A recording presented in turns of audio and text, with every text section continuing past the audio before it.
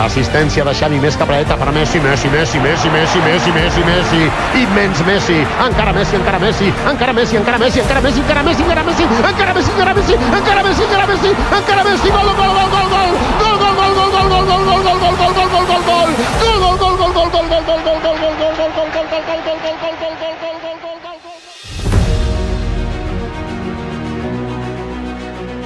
Di sudut Rosario, kota kecil basah oleh rintik hujan, sebuah lapangan becek menjadi panggung takdir. Salvador Aparicio, pelatih parubaya klub lokal Grandoli, berdiri gelisah. Timnya kekurangan satu pemain, sementara jarum jam terus berputar. Dari bangku penonton, matanya menangkap sosok mungil yang sibuk menendang bola ke dinding. Seorang bocah pendiam, tubuhnya hampir tenggelam dalam jaket besar. Lionel Messi baru berusia 4 tahun. Aparicio mendekati sang ibu, meminta izin meminjamnya untuk sekedar mengisi kekosongan. Sang ibu ragu, merasa anaknya terlalu kecil, bahkan mungkin belum benar-benar tahu cara bermain. Tapi Celia, sang nenek yang tak pernah lelah percaya, mendesak penuh keyakinan. Biarkan dia mencoba. Yang terjadi setelahnya bukan lagi sekedar pertandingan anak-anak. Bola pertama yang singgah di kaki kirinya seolah menemukan rumah. Messi kecil menguasainya dengan lembut, lalu berlari menembus barisan pemain yang 2 kali lebih besar darinya. Aparicio hanya bisa berteriak panik, "Tembak, tembak!" Takut bocah mungil itu terluka. Namun alih-alih gentar, Messi menari di antara kaki-kaki raksasa. Di luar lapangan ia pemalu, hampir tak bersuara. Tapi di atas tanah basah itu, ia menjelma menjadi kekuatan alam yang tak terhentikan. Bertahun-tahun kemudian, saat nama Messi menggema di seluruh dunia, Aparicio duduk di depan televisi, berlinang air mata. Bukan sekadar nostalgia, melainkan pengakuan tulus bahwa ia pernah menyaksikan keajaiban lahir di lapangan kecil berjeruji besi di bawah hujan Rosario. Sejak hari itu jelas, Messi bukanlah ciptaan keberuntungan, melainkan anugerah yang sudah tertanam sejak awal menunggu dunia menemukannya.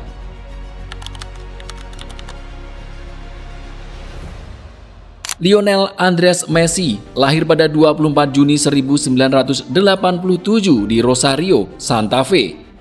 Di rumah sederhana, keluarga pekerja, hidupnya mengalir dalam ritme yang apa adanya. Ayahnya, Jorge, bekerja di pabrik baja. Ibunya, Celia Kusitini, membantu ekonomi keluarga dengan mencuci pakaian. Meski tak bergelimang harta, ada satu hal yang berlimpah di rumah itu, cinta pada sepak bola. Leo kecil tumbuh bersama Rodrigo dan Matias, 2 kakaknya serta sepupu-sepupunya. Lapangan-lapangan tanah menjadi taman bermain mereka. Namun, satu sosok yang paling berpengaruh dalam hidup Messi kecil bukanlah ayah atau ibunya, melainkan sang nenek, Celia. Ia tak pernah absen mendampinginya ke setiap sesi latihan dan pertandingan. Dialah yang pertama kali meyakinkan pelatih agar memberi kesempatan pada cucunya yang mungil itu. Bagi Messi, nenek Celia adalah pelindung, pendorong, sekaligus saksi pertamanya di dunia sepak bola. Maka ketika sang nenek meninggal tak lama sebelum ulang tahunnya yang ke-11, hatinya retak. Sejak saat itu, setiap gol yang ia cetak selalu ditujukan ke langit. Jari telunjuk menunjuk ke atas, sebuah penghormatan abadi untuk wanita yang mempercayainya sejak awal. Di usianya yang baru 7 tahun, Messi bergabung dengan Newell's Old Boys, klub masa kecil di Rosario. Ia menjadi bagian dari tim legendaris The Machine of 87 yang berisi anak-anak kelahiran tahun yang sama. Hampir tak terkalahkan, tim ini melaju bak badai, sementara Messi sendiri mencetak hampir 500 gol dalam 6 tahun. Sebuah angka mustahil untuk anak-anak seusianya. Rekaman lawas memperlihatkan sorak penonton kecil di tribun Marado. Mereka melihat bayangan Diego Maradona dalam diri bocah kurus itu. Bahkan pada usia 9, Messi sudah diperlakukan layaknya pewaris tahta sepak bola Argentina. Namun di balik bakat yang bersinar terang, ada bayang-bayang yang mengancam memadamkan mimpinya. Pada usia 11 tahun, dokter mendiagnosis Lionel Messi dengan growth hormone deficiency atau GHD. sebuah kelainan langka yang membuat tubuhnya berhenti tumbuh normal. Tanpa pengobatan, tinggi badannya diprediksi tak akan lebih dari 140 cm seukuran anak kecil selamanya. Bukan hanya soal tinggi badan, GHD membawa serentetan masalah lain. Daya tahan tubuh lemah, penglihatan kabur, hingga risiko kesehatan jangka panjang. Bagi anak yang hidupnya berputar di lapangan bola, ini nyaris seperti vonis.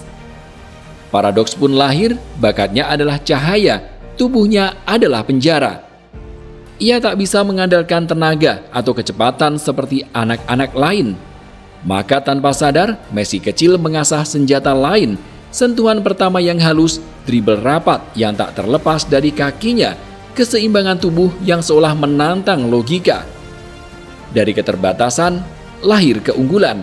Namun, untuk menjaga mimpinya tetap hidup, ia butuh pengobatan harian berupa suntikan hormon pertumbuhan.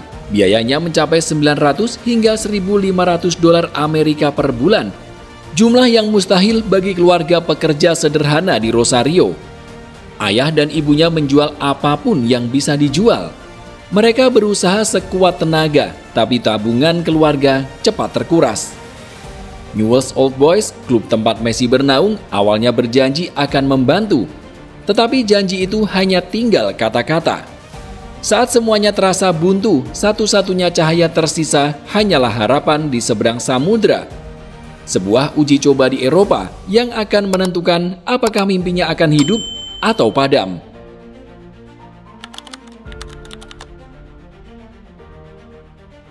Sebelum memutuskan terbang ke Eropa, keluarga Messi mencoba mengetuk pintu River Plate. Messi kecil tampil memukau dalam uji coba, bahkan mencetak 4 gol. Namun transfer itu gagal, birokrasi dan kartu pemain jadi penghalang.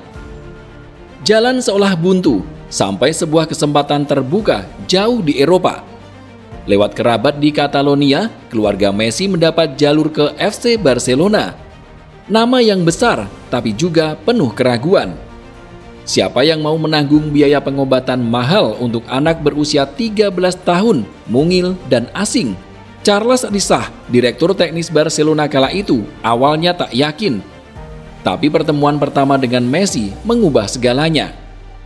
Dalam sebuah laga uji coba melawan anak-anak 2 tahun lebih tua, bocah kurus itu tak butuh banyak waktu untuk memperlihatkan keajaiban.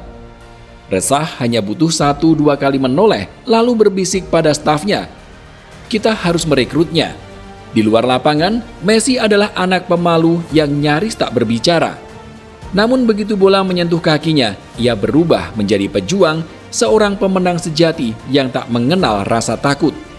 Sejak hari itu, Barcelona tahu mereka sedang melihat sesuatu yang berbeda. Sesuatu yang tak bisa diukur dengan tinggi badan, statistik, atau uang. Sebuah talenta yang bila diberi kesempatan akan mengubah sejarah klub selamanya. Keyakinan Charles Resah tak serta-merta membuat jalan mulus. Di ruang rapat Barcelona, keraguan masih menggelayut. Biaya pengobatan Messi terlalu mahal, risikonya terlalu besar. Dan siapa yang berani menjamin bocah kurus dari Rosario ini akan benar-benar menjadi bintang? Jorge Messi, sang ayah, mulai hilang sabar. Ia memberi ultimatum, jika tak ada keputusan, mereka akan kembali ke Argentina. Di tengah ketegangan itu, lahirlah sebuah momen legendaris. 14 Desember 2000, di sebuah restoran sederhana, Resah bertemu dengan keluarga Messi. Tak ada dokumen resmi, tak ada kontrak rapi, hanya sebuah serbet makan yang tergeletak di meja. Di atas kain tipis itu, Resah menuliskan komitmen. Barcelona akan merekrut Lionel Messi, apapun resikonya.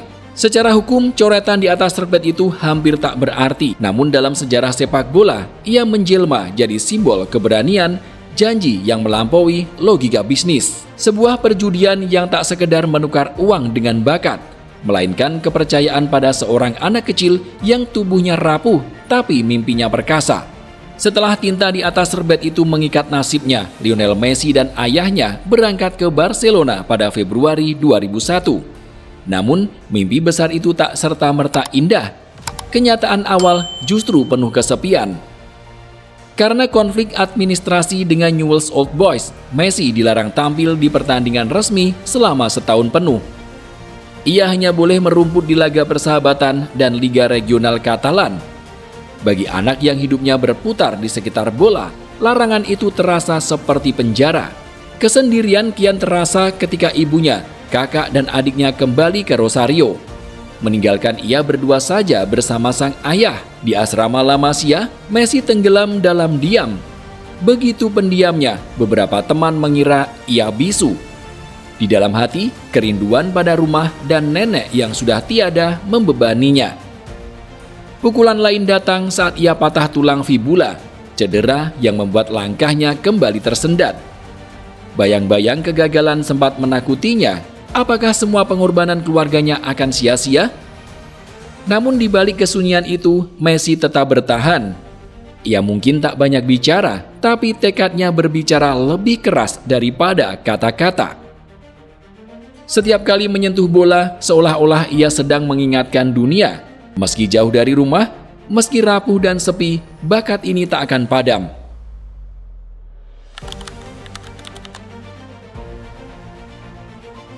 Setelah badai kesepian dan cedera itu berlalu, Lionel Messi akhirnya mendapatkan apa yang ia rindukan, bermain penuh.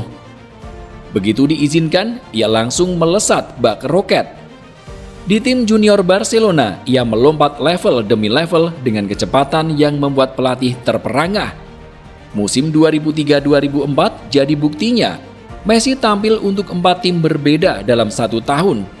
Juvenil B, Juvenil A, Barça C, dan Barça B. Hampir di setiap lapangan ia meninggalkan jejak angka 89 gol dari 97 laga resmi. Sebuah catatan yang sulit dipercaya. Lalu tibalah momen yang menggetarkan, 16 November 2003. Usia Messi baru 16 tahun 145 hari ketika Frank Rijkaard memberinya kesempatan bermain dalam laga persahabatan melawan Porto.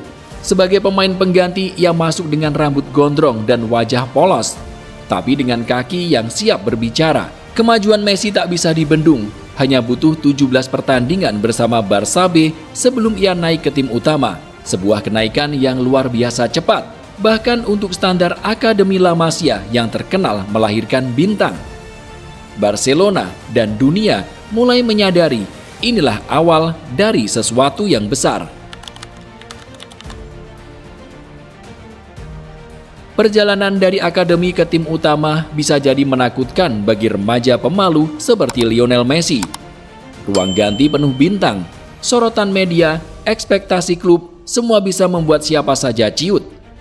Tapi di tengah tekanan itu, ia menemukan sosok pelindung yang tak terduga, Ronaldinho.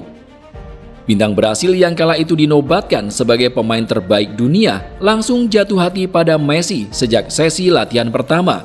Ketika Juanjo Castillo, pelatih penghubung tim junior dan senior sempat ragu, Ronaldinho menegaskan dengan senyum khasnya, "Tidak, dia seharusnya berlatih bersama kami." Puncak kedekatan mereka kemudian hadir pada 1 Mei 2005.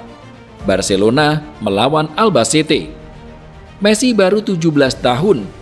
Gol pertamanya hampir tercipta, tapi dianulir karena offside. Beberapa menit kemudian, Ronaldinho memberikan umpan lob indah. Messi menyambutnya dengan chip manis melewati kiper. Gol resminya yang pertama di La Liga. Ronaldinho berlari lebih dulu, merangkul bocah mungil itu dengan senyum lebar. Bagi dunia, itu adalah lahirnya bintang baru. Bagi Messi, itu adalah momen sakral, gol pertama yang akan selalu ia kenang, dengan Ronaldinho selamanya tertulis di dalamnya.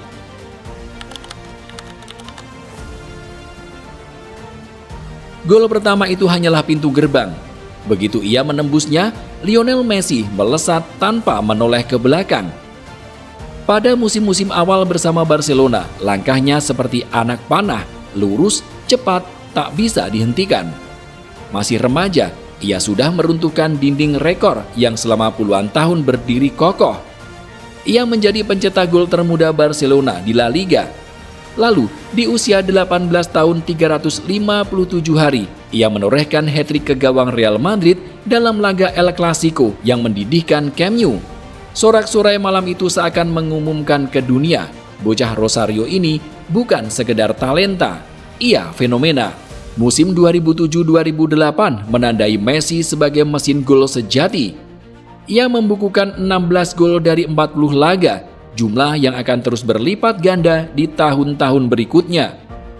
Dalam sekejap ia menjelma bukan hanya sebagai anak emas Barcelona, tapi juga harapan baru sepak bola dunia.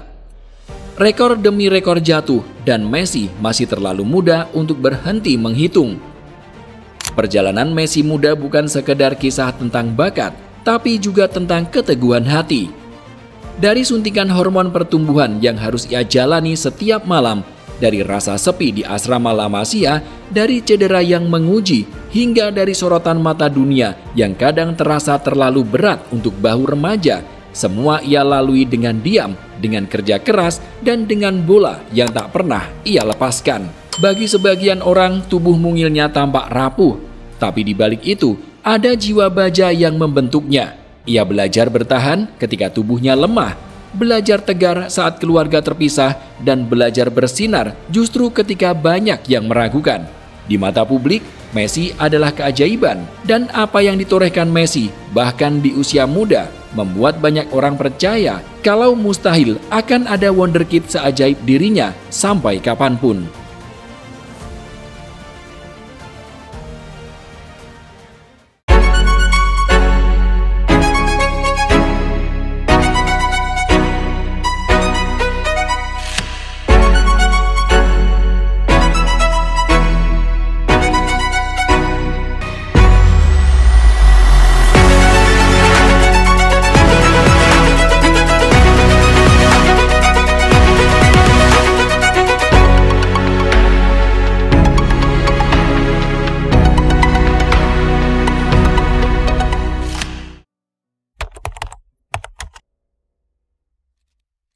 Ada malam-malam tertentu dalam sejarah sepak bola ketika waktu seolah melambat. Bukan karena jeda, tapi karena keajaiban yang begitu langka, seakan menolak lekang dari ingatan. Malam itu, di Olympia Stadion Berlin, Xavi Hernandez, Andres Iniesta, dan Lionel Messi merayakan kemenangan dengan rasa lega yang dalam. Malam itu bukan sekedar soal Barcelona menaklukkan Juventus atau tentang treble kedua yang bersejarah. Lebih dari itu, ia adalah sebuah akhir, sebuah salam perpisahan yang elegan untuk tiga maestro dari satu akademi yang sama. Sebuah tanda bahwa dalam bentuk terbaiknya, trio ini takkan pernah lagi berbagi panggung. Momen itu kemudian mengundang satu pertanyaan abadi. Mengapa keajaiban seperti mereka tak mungkin terulang? Untuk memahami kenapa trio ajaib itu takkan pernah terulang, kita harus kembali ke akar, ke rumah yang melahirkan mereka, La Masia. Pada masa itu La Masia bukan sekedar akademi sepak bola. Ia adalah sebuah laboratorium mimpi, tempat bakat ditempa dengan filosofi yang unik dan berani. Di sana, para pelatih tidak sibuk mencari pemain paling kuat atau paling cepat. Mereka dibimbing oleh satu prinsip sederhana tapi revolusioner, mencari pemain terbaik. Mereka yang punya kecerdasan teknis, visi, dan pemahaman ruang. Di lapangan latihan, kemampuan mengolah bola dan membuat keputusan lebih dihargai daripada otot dan kecepatan. Filosofi inilah yang melahirkan bibit-bibit mungil tapi jenius, Xavi, Iniesta, dan Messi. Namun dunia berubah. Sepak bola modern semakin menuntut fisik yang perkasa dan kecepatan kilat.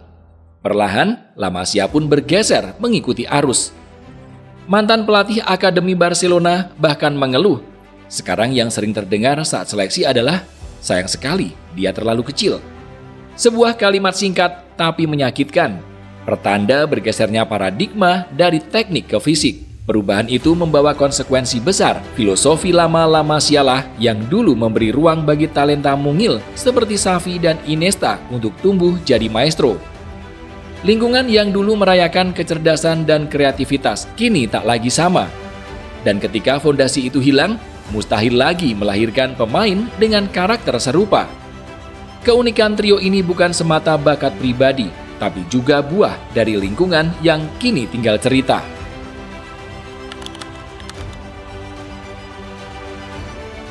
Di bawah tangan Pep Guardiola, Barcelona menjelma jadi orkestra sepak bola. Dan di pusat panggungnya berdiri tiga maestro, Xavi, Iniesta, dan Messi.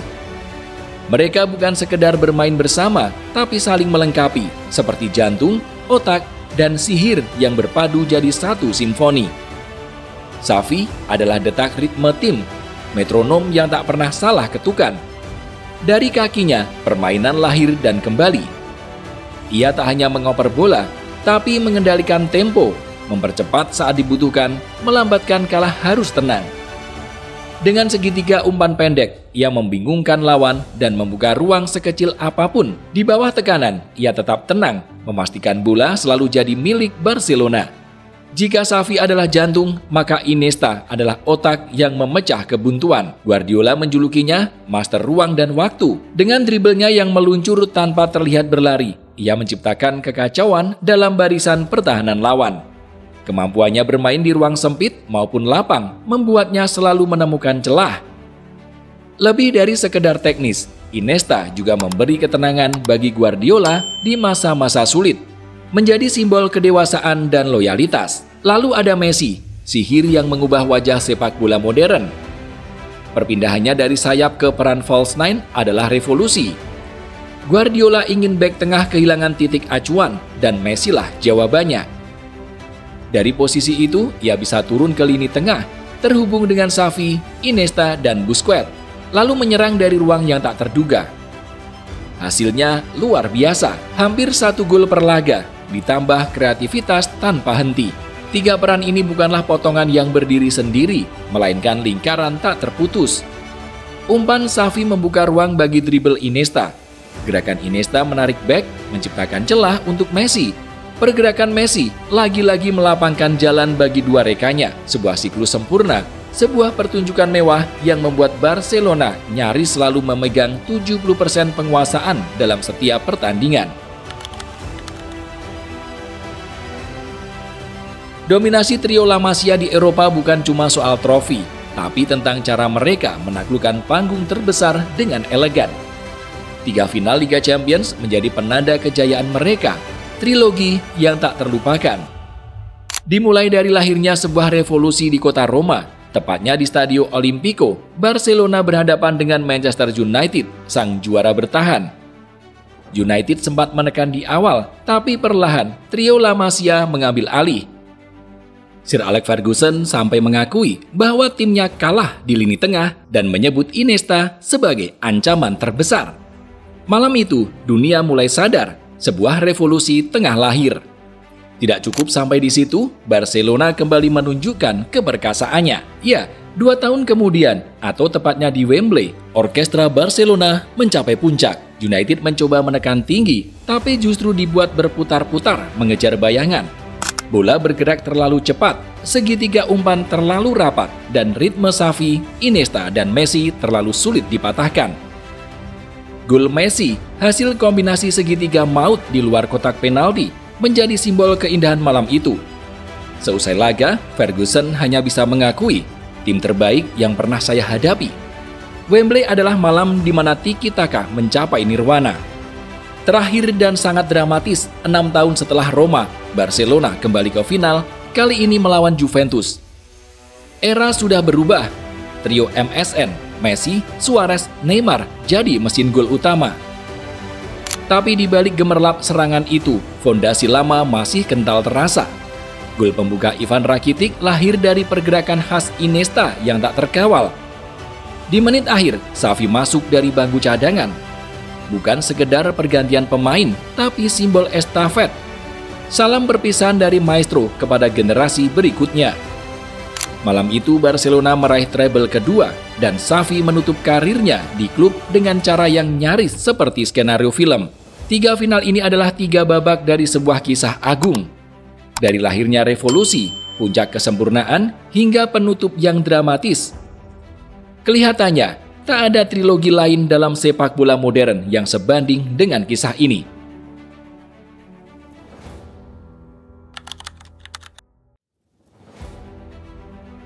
Jika ada satu momen yang benar-benar mengabadikan keajaiban trio La Masia, maka itu terjadi pada malam 10 Januari 2011 di Zurich. Di panggung megah FIFA Ballon d'Or, 3 nama finalis diumumkan. Dan dunia tercengang, Lionel Messi, Andres Iniesta, dan Xavi Hernandez semuanya lahir dari rahim yang sama, La Masia. Itu bukan sekedar daftar finalis, melainkan sebuah pernyataan sejarah. Untuk pertama kalinya, satu akademi mendominasi panggung individu tertinggi sepak bola. Messi akhirnya meraih trofi dengan 22,65% suara, disusul Iniesta dengan 17,36% dan Xavi dengan 16,48%. Angka-angka itu bukan sekedar statistik, tapi simbol bahwa sebuah filosofi berani mampu menembus puncak dunia. Momen ini adalah puncak yang mustahil diulang. Tak ada akademi lain sebelum maupun sesudahnya yang bisa menempatkan 3 anak didiknya sekaligus di podium Ballon d'Or. Sebuah anomali yang berdiri sendiri dalam sejarah sepak bola, bagaikan monumen yang tak tergeserkan waktu. Ballon d'Or 2010 bukan hanya kemenangan individu, tapi kemenangan sebuah cara pandang. Ia menegaskan bahwa keagungan tak selalu lahir dari belanja besar atau nama-nama mahal, melainkan bisa tumbuh dari halaman akademi, dari filosofi yang konsisten, dari kesabaran merawat mimpi. Dan momen itu singkat namun abadi, menjadi bukti bahwa trio ini adalah satu-satunya, takkan ada replika, takkan ada tiruan. Warisan trio Lionel Messi, Xavi Hernandez, dan Andres Iniesta bukan hanya hidup di ingatan para penggemar, tapi juga terpatri dalam angka. Dari 2004 hingga 2015, mereka mempersembahkan 25 trofi, sebuah bukti dominasi yang tak terbantahkan, baik di Spanyol maupun di panggung Eropa.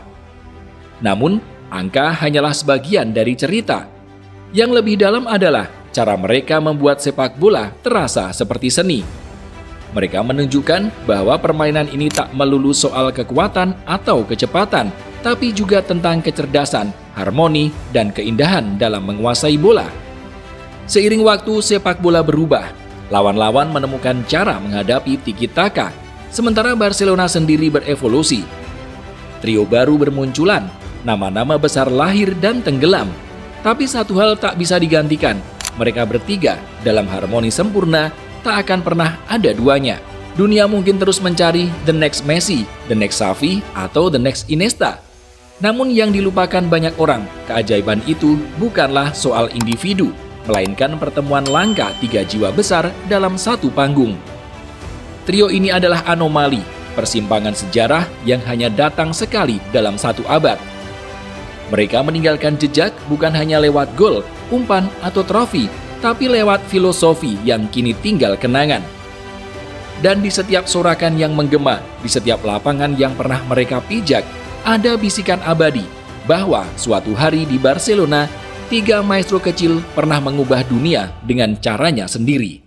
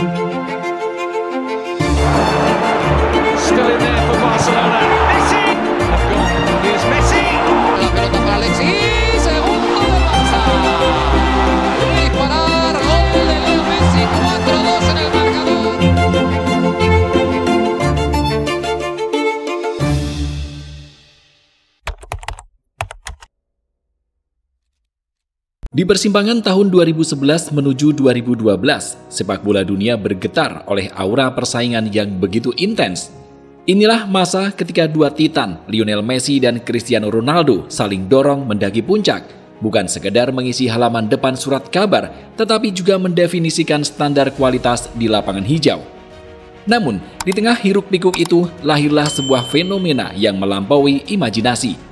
Tahun 2012 bukan sekedar kelanjutan dari dominasi 2 titan, melainkan sebuah titik balik. Ia menjadi panggung di mana seorang individu dengan kejernihan visi dan ketekunan tiada tara mendobrak batas-batas kemungkinan manusia dalam sepak bola. Kisah ini bukanlah dongeng tentang keajaiban yang turun begitu saja, melainkan buah matang dari sebuah proses panjang. Josep Pep Guardiola, arsitek FC Barcelona, telah lebih dulu merancangnya lewat ide brilian. Peran false nine yang dipersonifikasikan Messi pertama kali diuji di laga El Clasico tahun 2009. Dan di tahun 2012, visi itu mencapai klimaks. Sinergi antara kecerdasan Messi, kerjasama tim yang tak tertandingi, dan filosofi permainan Barca yang kian matang berpadu menjadi kekuatan sempurna. Dari situlah rekor berubah menjadi legenda, dan legenda menjelma sejarah. Sebuah bukti bahwa keunggulan sejati tidak pernah lahir dari ruang kosong, melainkan dari pertemuan talenta, sistem, dan waktu yang tepat.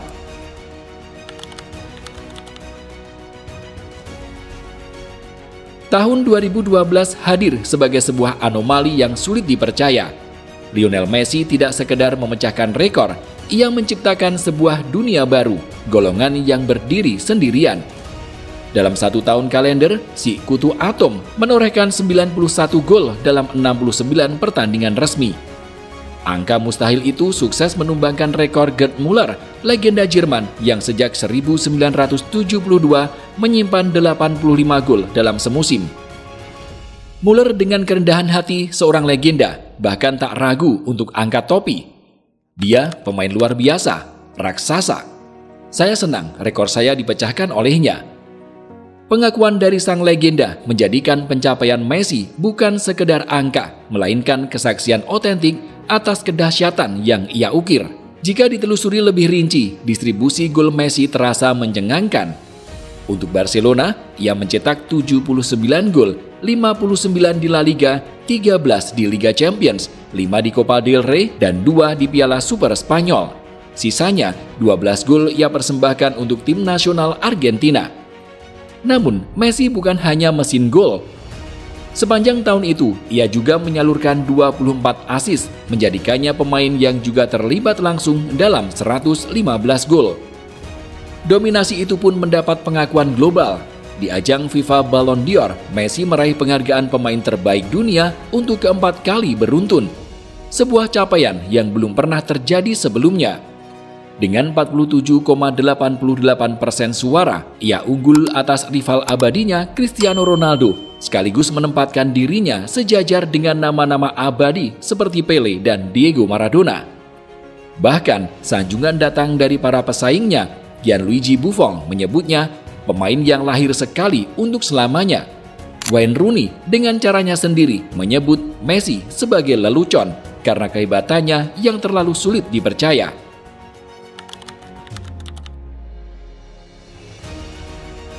Di balik badai angka yang terbilang sangat memukau, ada sebuah rancangan brilian, peran false nine. Pep Guardiola tak sekedar menggeser posisi, ia merekayasa ulang cara sepak bola dimainkan. Messi tidak lagi berdiri sebagai striker murni yang menunggu di kotak penalti. Ia turun lebih dalam, mendekat ke lini tengah, lalu mengguncang keseimbangan lawan. Gerakan ini punya efek ganda.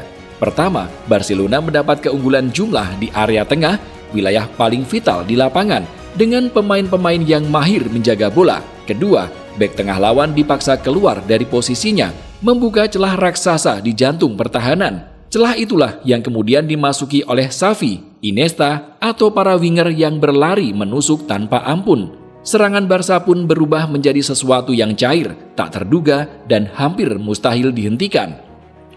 Messi memang maestro, tetapi orkestra ini tidak akan berbunyi tanpa para konduktor di sekelilingnya. Xavi Hernandez dan Andres Iniesta adalah dua arsitek yang seolah punya bahasa rahasia dengan Messi. Mereka menggerakkan roda tiki-taka, karosel operan tanpa henti yang memaksa lawan berputar dalam lingkaran tak berujung, sampai Messi menemukan celah sekecil jarum untuk menyerang. Bahkan saat kehilangan bola, Messi turut memulai tekanan dari tengah, memaksa lawan ke sayap, menjadikan garis lapangan sebagai pemain tambahan untuk merebut bola kembali. Sinergi semacam ini adalah keajaiban langka. Bayangkan, seorang pemain dengan bakat luar biasa dilatih oleh pelatih visioner yang berani bereksperimen dalam tim yang dihuni para penguasa ruang terbaik dunia. Itulah badai sempurna tahun 2012. Namun, sepak bola selalu bergerak. Keberhasilan Barcelona membuat false nine jadi bahan studi seluruh Eropa. Lawan pun beradaptasi. pressing lebih rapat, blok pertahanan lebih dalam, bek tengah lebih cepat, ruang-ruang yang dulu begitu terbuka kini menghilang. Messi di tahun 2012 adalah puncak dari sebuah era transisi. Saat taktiknya belum terbaca, saat badai masih tak terbendung. Justru itulah yang membuat rekornya semakin mustahil diulang.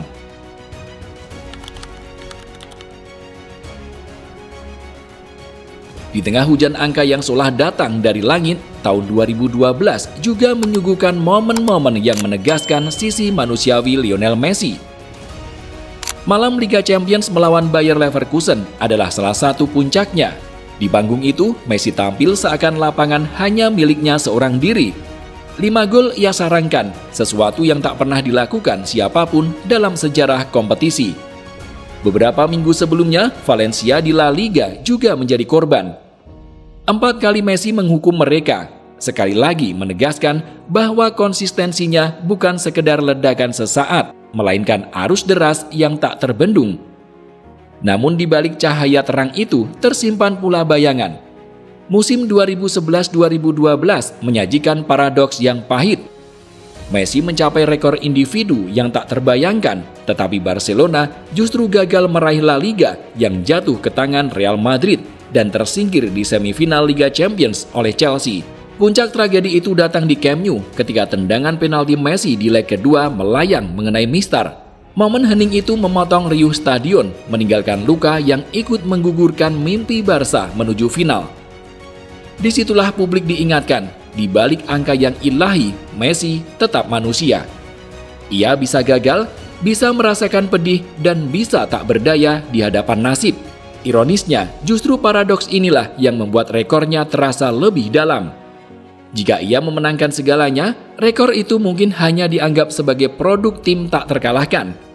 Tetapi karena Barcelona gagal, catatan 91 gol berdiri sebagai bukti kekuatan individu yang melampaui performa kolektif.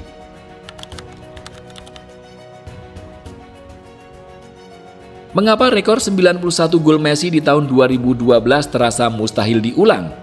Jawabannya tak berhenti pada angka. Ia adalah hasil dari sebuah rancangan sempurna, tatanan langka yang hampir tak mungkin tersusun kembali di masa depan. Pertama, rekor ini lahir dari persilangan taktik yang unik.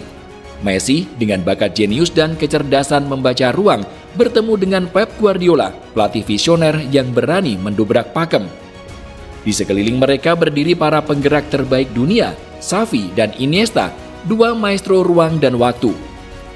Ketiganya bersatu dalam satu panggung, anomali sejarah yang mungkin tak akan terulang. Kedua, tahun itu Messi berada di titik emas karirnya.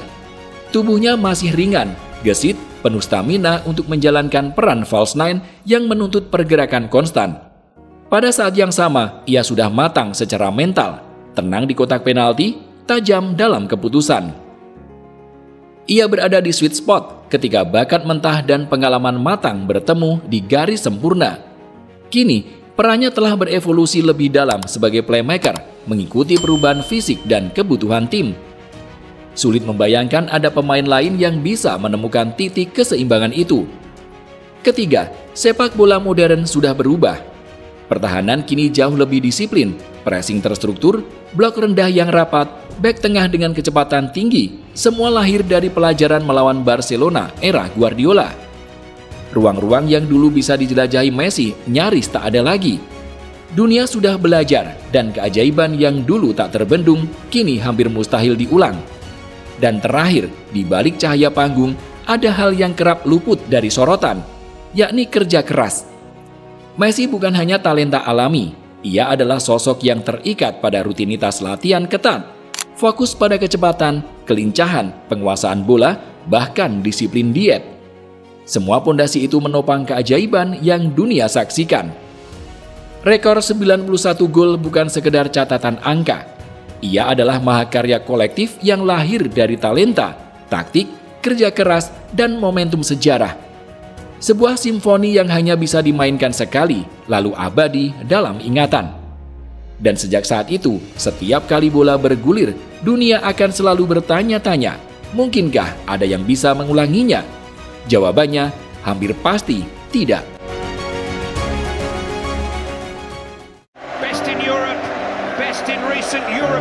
history. 4 Champions League triumphs inside a decade.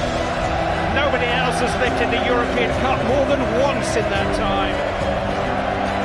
And it's heading back to the Nou Camp after 4 years away. From picture. Messi, Suarez, Neymar.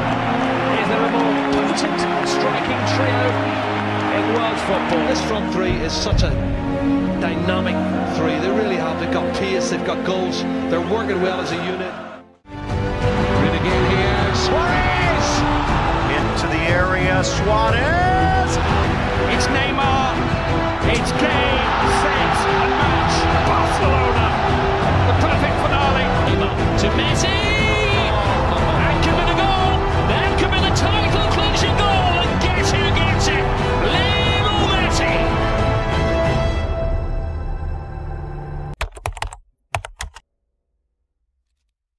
FC Barcelona harus diakui menjadi tim dengan segudang prestasi. Meski terakhir kali mereka menguasai Eropa terjadi sekitar 10 tahun silam, di tahun terakhir mereka menjadi juara itulah sebuah kekuatan besar nan tak tertandingi dilahirkan. Hanya dengan menggunakan 3 pemain saja, FC Barcelona muncul sebagai tim paling ditakuti. Mereka benar-benar menjadi kumpulan trisula dengan masing-masing senjata mematikan yang bisa kapan saja mencetak gol dengan situasi berbeda.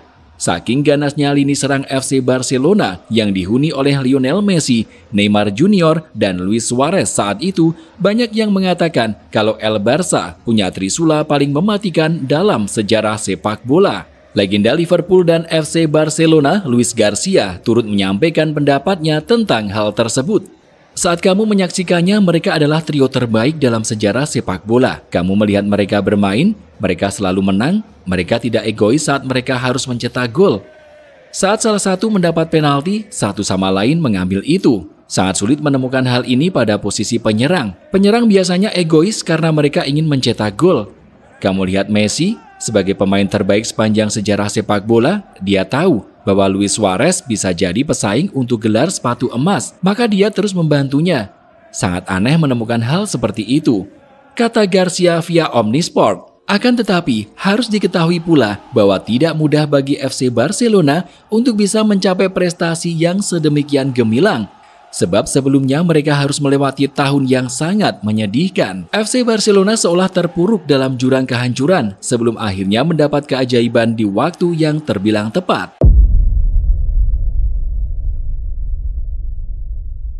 Pada musim 2013-2014, Barcelona seperti mengalami kejatuhan. Setelah pada tahun-tahun sebelumnya mereka sempat menjadi raja dengan permainan menawan, musuh seolah sudah mengerti bagaimana cara menghentikannya. Di musim tanpa trofi itu, Barcelona kalah dalam perebutan gelar Liga atas Atletico Madrid.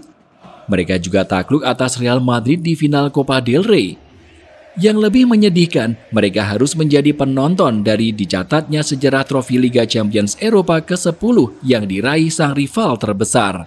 Sebelum menjalani musim tanpa trofi, Barcelona juga sempat menuai luka ketika takluk dengan skor agregat 7-0 atas FC Bayern pada 2013. Itu adalah sebuah permainan yang mengerikan. Ini bencana, kata yang memalukan. Aku tidak mau menunjuk siapapun. Dengan struktur tim, klub butuh merubah semua hal karena ini bukan pertama kali hal ini terjadi pada kami. Bukan kedua atau ketiga. Tutur Gerard Piqué usai laga berakhir. Seiring dengan buruknya penampilan timnas Spanyol di gelaran Piala Dunia 2014, Barcelona juga menerima dampaknya. Orang-orang menganggap bila permainan tiki-taka sudah usang, tak ada lagi keistimewaan di dalamnya. Maka dari itu banyak pihak pula yang kemudian menuntut perubahan. Aroma kepiluan di tubuh FC Barcelona lantas kian terasa usai mereka kehilangan pelatih Tito Vilanova yang meninggal akibat penyakit kanker. Tak lama, mereka memecat pelatih Gerardo Martino sebagai pengganti yang dianggap gagal kembalikan kejayaan. Sosok yang sulit dilupakan. Kami akan selalu mengingatmu, selalu cinta dan kasih untuk keluarga Tito. Tutur Lionel Messi melepas kepergian Tito. Para penggemar FC Barcelona ketika itu benar-benar dilanda kekhawatiran. Hanya ada sedikit optimisme untuk kembali mengibarkan bendera. Ini juga tak lepas dari kepergian nama besar macam Victor Valdes dan Cesc Fabregas. Plus pensiunnya Kapten Charles Puyol. Masih belum cukup, Lionel Messi juga masih beberapa kali terlibat masalah cedera, dengan klub makin tertekan usai mereka tak bisa memainkan langsung rekrutan anyar Luis Suarez yang terkena hukuman akibat menggigit bau Giorgio Chiellini. Yang tidak banyak diketahui, saat itu Lionel Messi juga merasa sangat frustasi dengan kondisi di Spanyol. Bahkan sebuah fakta mengejutkan muncul kalau sebenarnya Lionel Messi meminta dijual oleh klub.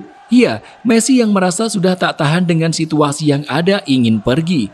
Beruntung keputusan besar itu urung terjadi. Ceritanya tepat pada tahun 2013 silam, Messi benar-benar serius ingin meninggalkan Barcelona lantaran merasa diperlakukan dengan tidak baik ketika tersangkut kasus pajak. Sebelum dinyatakan bersalah pada 2016 karena dianggap melakukan penipuan terhadap pemerintah Spanyol sebesar 4,3 juta euro dalam kurun waktu 2007 hingga 2009, Messi merasa diperlakukan dengan buruk oleh Spanyol. Jujur pada saat itu aku berpikir hengkang, bukan karena Barcelona tetapi karena aku ingin meninggalkan Spanyol.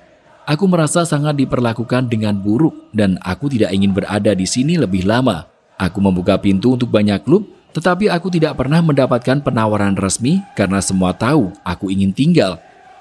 Situasi itu jauh melampaui perasaanku untuk Barca. Beruntung hal itu segera diatasi oleh Lionel Messi. Kemudian hal yang lebih penting, di tengah keraguan banyak orang, bukan FC Barcelona namanya bila memilih untuk menyerah. Mereka justru menjadikan masa kelam di tahun-tahun sebelumnya sebagai motivasi besar. La Blaugrana menolak tunduk dengan suasana muram dan segera menoleh ke titik kebangkitan. Pasca kematian Tito Vilanova dan pemecatan Gerardo Martino, FC Barcelona memutuskan untuk mengangkat nama Luis Enrique ke kursi kepelatihan. Ini bukan perkara mudah, sebab banyak penggemar yang menentang dan mengatakan bila Enrique tak punya perjalanan yang jelas untuk membesut tim sekelas FC Barcelona. Namun manajemen klub tetap pada pendirian. Meski sebutan yang diberikan kepada pelatih anyar tidak sesuai harapan, mereka tetap memberi dukungan kepada Luso, sapaan akrab Enrique. Dengan bekal yang memang terbilang minim, Luis Enrique tak ragu untuk memberi instruksi kepada para pemainnya. Akan tetapi, memang butuh waktu agar strateginya benar-benar berjalan. Di awal musim 2014-2015, Enrique sempat dikejutkan dengan kekuatan luar biasa Real Madrid. Dalam laga El Clasico, skuad asuhannya harus kalah dengan skor 3-1. Kemudian eksistensinya sebagai pelatih pun kembali diuji ketika Barca takluk atas Paris Saint-Germain di kompetisi Liga Champions Eropa. Kekalahan yang didapat pada laga penting pun menyoroti beberapa hal, termasuk performa Messi yang masih belum stabil pasca sembuh dari cedera, serta menurunnya performa Gerard Piqué dan Daniel Alves, yang akhirnya sempat dicadangkan oleh Luso. Setelah dilakukan pembenahan perlahan tapi pasti, Los Culés mulai menemukan iramanya. Hal ini ditandai dengan kemenangan besar 5-1 atas Sevilla pada akhir November 2014. Dalam kemenangan yang amat spesial itu, Lionel Messi sekaligus memecahkan rekor sebagai pencetak gol terbanyak La Liga setelah mencetak hat-trick. Pada bulan yang sama, Messi juga mencetak 3 gol ke gawang Apol untuk melewati catatan Raul sebagai top skor sepanjang masa Liga Champions. Dia pemain yang unik. Tidak akan ada orang seperti dia dan kami beruntung untuk bisa menikmati kehadirannya di sini, kata Luis Enrique. Dengan kebangkitan Lionel Messi dan yang lainnya, FC Barcelona mendapatkan momentum dengan sukses membalas dendam atas PSG pada pertandingan kedua Liga Champions Eropa, sekaligus menutup kalender 2014 dengan bertengger di posisi kedua La Liga.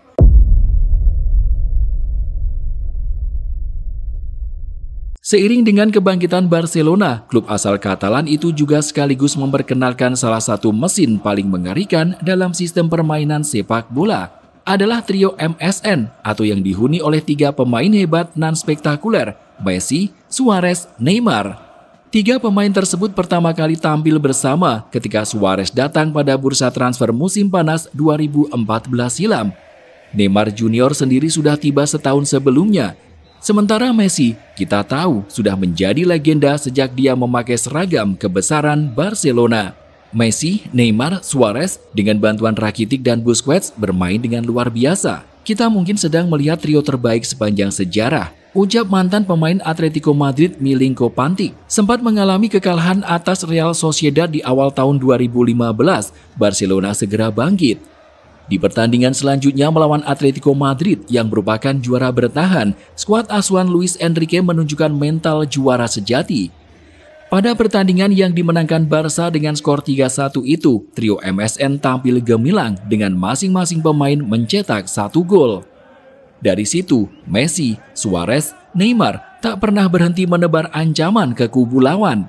Karisma, kecemerlangan, serta sihir membuat 3 pemain asal Amerika Selatan itu mampu memberi kemenangan demi kemenangan bagi FC Barcelona. Ketika kembali bertemu Atletico Madrid yang mana kali ini di ajang Copa del Rey, Barcelona sukses meraih kemenangan.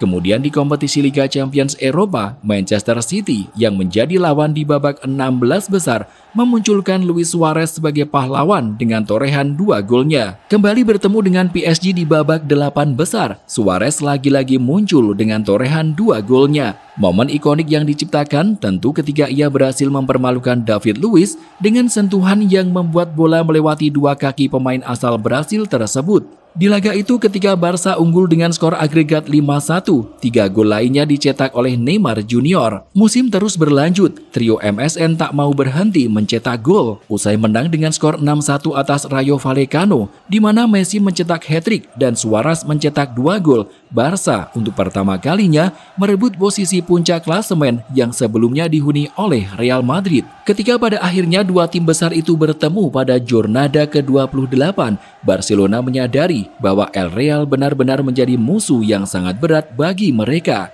Namun berkat kegigihan setiap pemain, kemenangan tipis 2-1 pun berhasil didapat. Dalam laga itu, Luis Suarez mencetak 1 gol pada menit ke-56 untuk memastikan 3 poin Blaugrana. Saat bulan Mei tiba, tantangan FC Barcelona kian berat.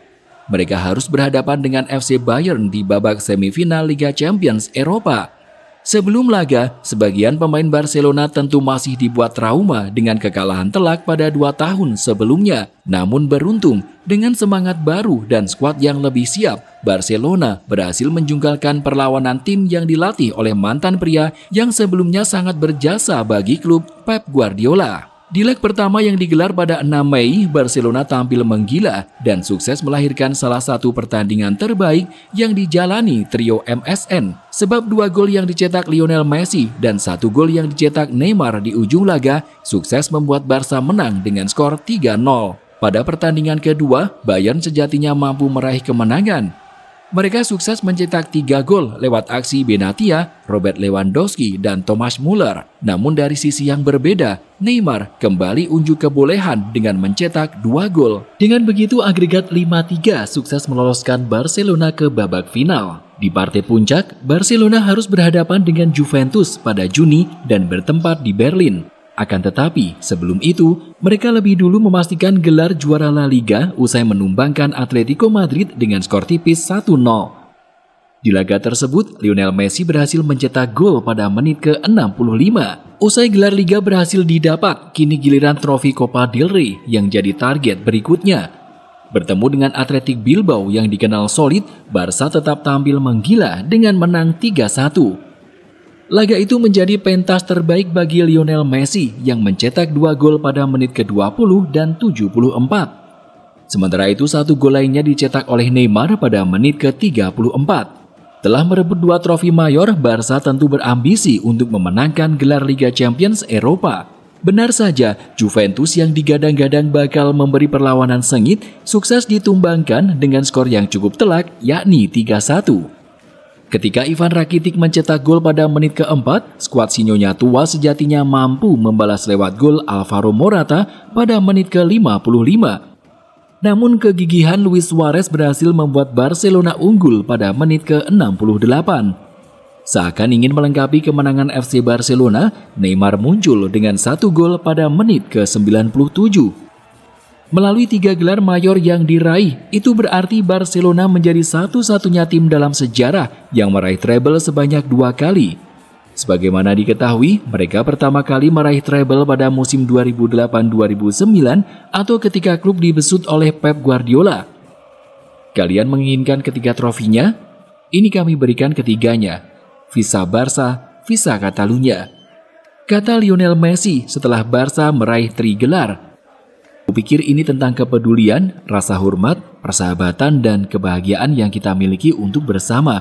Berlatih bersama setiap hari, saling membantu di lapangan, kami membuat sejarah. Kami memiliki persahabatan yang hebat. Satu-satunya perbedaan adalah 3 pesepak bola. 3 pesepak bola bintang di negara masing-masing bersama di sini di Barcelona." Dapat aksi-aksi gemilang 3 pemain tersebut. Selain itu, mereka juga sukses menghasilkan 62 assist secara bersama-sama.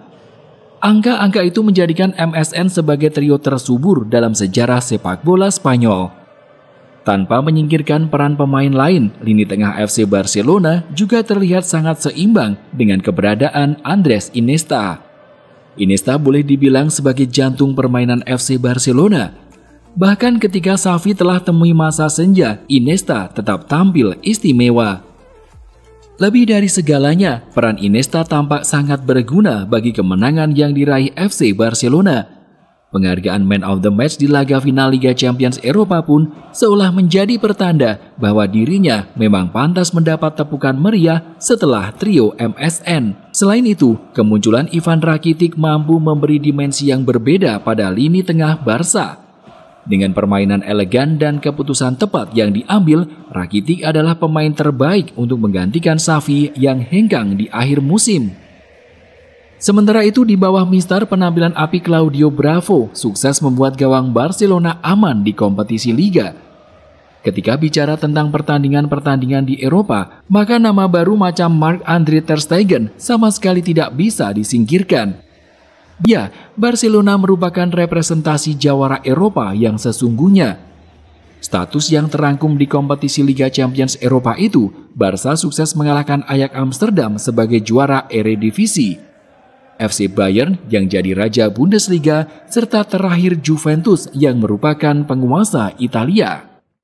Trio Messi, Suarez, Neymar atau MSN benar-benar mendulang dongeng yang barangkali sulit terulang dalam sejarah sepak bola. Sebab mereka tak hanya mengincar rekor pribadi, melainkan kepentingan bersama. Tercatat sejak musim 2014-2015 hingga 2016-2017, jika jumlah laga digabungkan, trio MSN mencatatkan 450 pertandingan. Lionel Messi tampil dalam 158 pertandingan, Luis Suarez bermain dalam 147 laga, sementara itu Neymar bermain 145 laga. Dalam kesempatan tersebut, Lionel Messi mencetak 153 gol, diikuti Luis Suarez dengan 121 gol dan Neymar dengan 90 gol. Total 364 gol disarankan oleh trio MSN dengan rata-rata 0,80 gol setiap laga. Selama bermain bersama, trio MSN meraih 7 gelar prestisius, yaitu 2 Liga Spanyol, 3 Copa del Rey, Liga Champions, dan Piala Dunia antar klub. Namun seperti yang kita tahu, tidak ada yang abadi di dunia ini.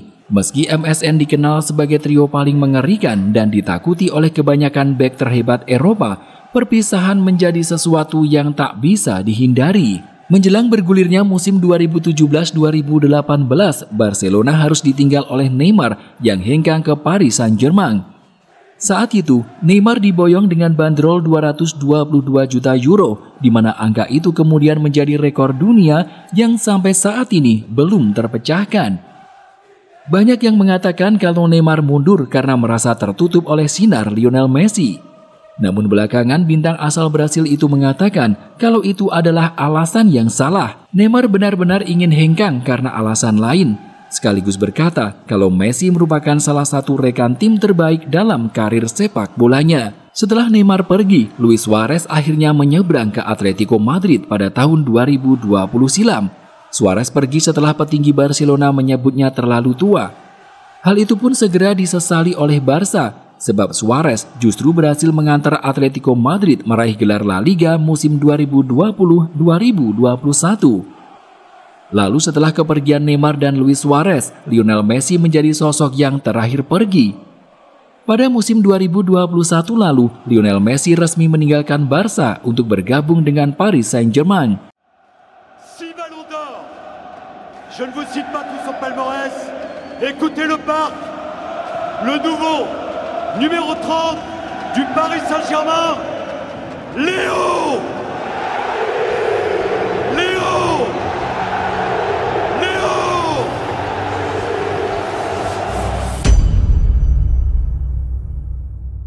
I promised you news on Lionel Messi. It is significant breaking news. We understand it is increasingly likely he will leave Paris Saint-Germain in the summer. Pada sebuah sore cerah di Agustus 2021, langit Paris mendadak berubah jadi panggung sejarah. Dari jendela Le Royal Monceau, Lionel Messi melambaikan tangan. Di bawah sana, ribuan orang berdesakan. Lautan biru merah PSG berkibar dalam bentuk syal, bendera, dan jersey. Sorak-sorai itu bukan sekedar sambutan, tapi juga simbol dari sebuah janji besar. Era baru sepak bola Prancis yang diyakini akan segera lahir. Narasi yang dijual ke dunia pun terasa bak dongeng. Seorang maestro yang dipaksa pergi dari rumah lamanya kini akan menemukan panggung baru. Ia dipertemukan kembali dengan Neymar, ditemani bakat muda Kylian Mbappe. Trio impian yang diyakini tak akan tertandingi. Harapannya jelas, trofi Liga Champions, obsesi PSG sejak lama, akhirnya bisa singgah di Paris. Namun, dongeng ini ternyata punya sisi lain. Hanya berselang 2 tahun, adegan yang sangat berbeda terjadi di Parc des Princes. Bukan lagi sorak kemenangan, melainkan siulan cemooh. Messi berjalan dengan kepala tertunduk, disambut dingin oleh sebagian supporter. Tak ada tribut, tak ada sorotan perpisahan, hanya hawa kekecewaan yang menggantung di udara. Kisah yang dibuka dengan gegap gempita berakhir dalam senyap yang pahit. Bagaimana mungkin sebuah proyek yang secara teori sempurna, pemain terbaik dunia, dana tanpa batas, tim penuh bintang, justru runtuh dengan cara begitu getir? Inilah kisah tentang bagaimana sebuah mimpi besar pecah berantakan. Kedatangan Messi bukan sekedar transfer, melainkan sebuah pernyataan. Barcelona, klub yang ia bela sepanjang karir, tak sanggup lagi memperpanjang kontraknya karena jebakan keuangan. PSG pun sigap melihat celah. Tanpa biaya transfer, mereka mendatangkan sang maestro, sebuah kudeta yang menggemparkan dunia. Messi mendarat di Paris dengan jet pribadi, disambut di bandara bak pahlawan. Kontrak 2 tahun dengan opsi perpanjangan ditandatangani. Presiden klub Nasser Al-Khelaifi dengan lantang menyebut ini sebagai bukti ambisi PSG. Trofi Liga Champions menjadi target utama, satu-satunya mahkota yang belum pernah mereka raih. Namun di balik euforia itu, fondasinya rapuh. Kebenarannya, Messi datang bukan karena pilihan hati, melainkan karena keadaan. Lewat ayahnya, ia bahkan sempat menolak pendekatan PSG beberapa bulan sebelumnya. Hanya karena Barcelona tak lagi mampu, ia harus mencari pelabuhan baru. Paris menjadi pilihan realistis, bukan impian. Perbedaan tipis namun krusial ini diam-diam menggerogoti proyek PSG. Messi hadir bukan dengan gairah penuh, melainkan dengan sisa luka perpisahan. Dan luka itu perlahan ikut meneteskan racun ke dalam perjalanan barunya.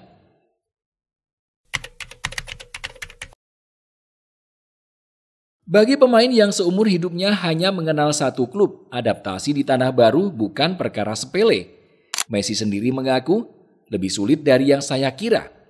Ia datang terlambat, tanpa pramusim, tanpa ruang transisi yang cukup. Paris terasa asing dari lapangan hingga kehidupan sehari-hari.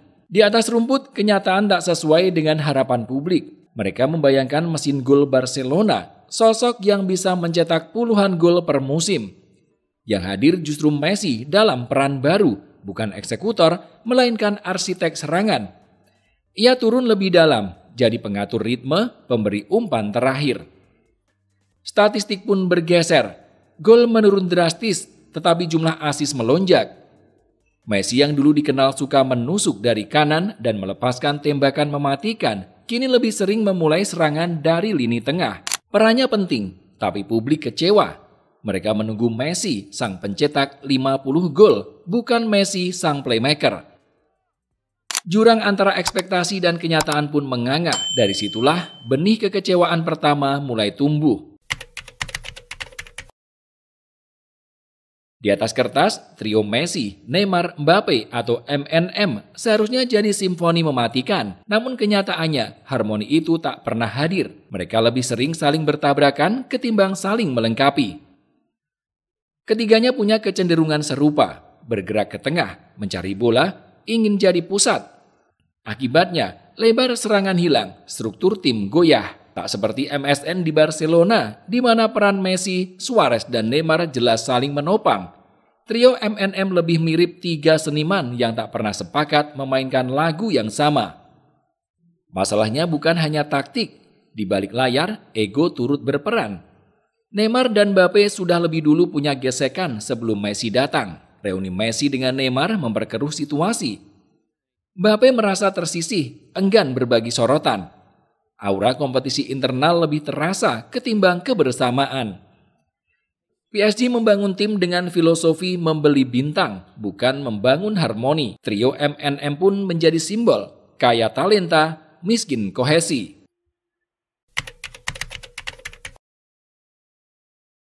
Liga Champions adalah obsesi PSG. Semua uang, semua bintang, semua proyek, ujungnya ada di sana. Messi dengan 4 trofi Eropa bersama Barcelona dianggap sebagai kunci untuk membuka pintu yang selama ini tertutup. Tapi di Paris, pintu itu tetap terkunci rapat. Musim 2021-2022 jadi pukulan telak. PSG menundukkan Real Madrid di leg pertama, bahkan unggul agregat 2-0 di leg kedua. Semua tampak aman hingga 17 menit neraka datang. Karim Benzema mencetak hat-trick, membalikan keadaan, menyingkirkan PSG. Di laga yang sama, Messi gagal mengeksekusi penalti, sebuah detail yang melekat di ingatan banyak orang sebagai simbol apesnya perjalanan itu. Musim berikutnya 2022-2023, luka lama kembali terbuka. Kali ini Bayern Munich yang mengirim mereka pulang lebih cepat dengan skor agregat 3-0. Pergantian pelatih tak mengubah apapun, masalah mendasar tetap sama. Tim penuh bintang tapi rapuh secara struktur. Kegagalan beruntun itu membuat Messi jadi sasaran kritik. Media Prancis yang terkenal pedas tak segan menyorotnya. Publik kecewa. PSG yang berharap menemukan jimat sakti di diri Messi justru mendapati bahwa sihir itu tak lagi cukup menyelamatkan mereka di momen krusial.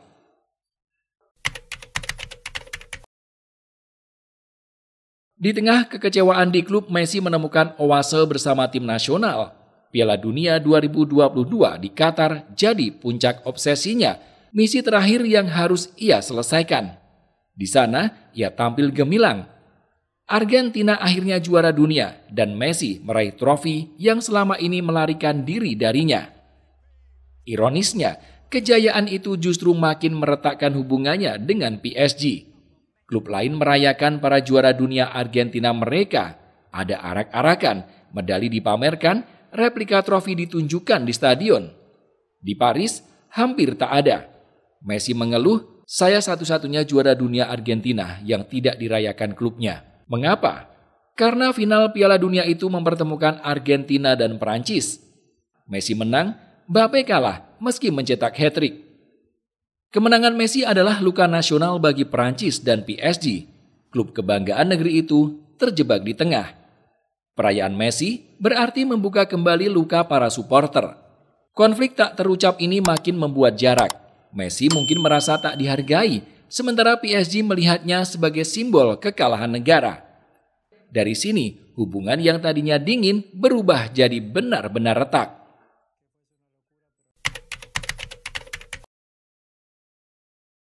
Musim 2022-2023 menjadi bab terakhir yang getir.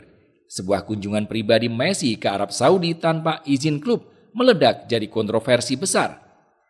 PSG menjatuhkan skorsing.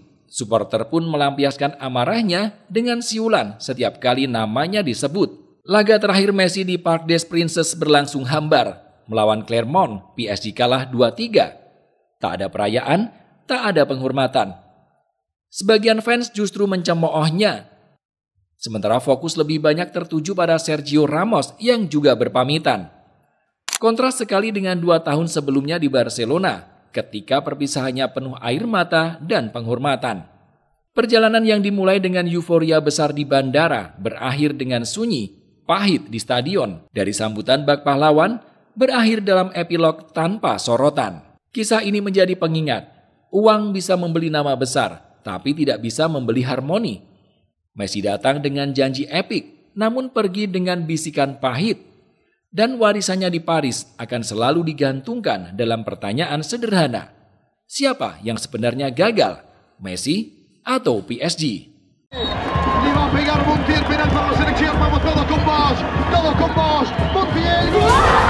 Messi has conquered his final bid. Lionel Messi has shaken hands with paradise. The little boy from Rosario, Santa Fe has just pitched up in heaven. He climbs into a galaxy of his own. He has his crowning moment.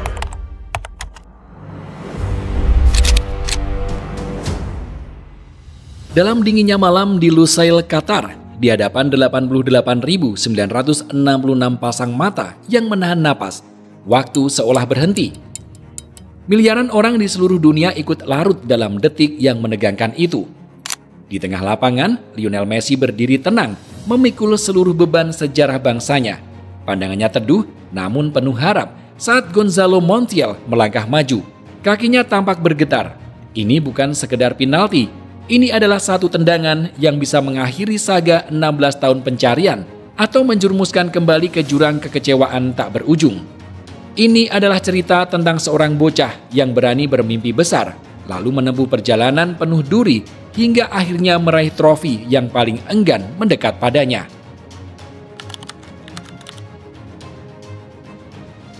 Awal kisah ini dimulai di Jerman, Piala Dunia 2006. Messi datang sebagai remaja 18 tahun yang disebut bocah ajaib.